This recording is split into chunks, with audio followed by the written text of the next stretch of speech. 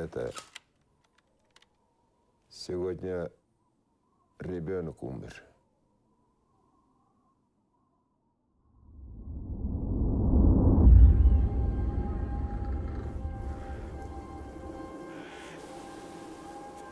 Тоғыз, он бір, он екі,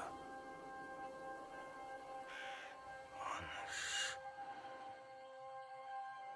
Ай-яй, бөпем, ах, бөпем, А он точно вернется. ақ бесігі жат бөпем. Сен немерегімді тартып жүрсің. А? Терін шағайын.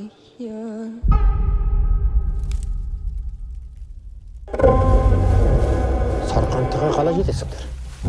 Не үшін бір жатсыңдар? Біз қалаға хабар жеткізуіміз керек.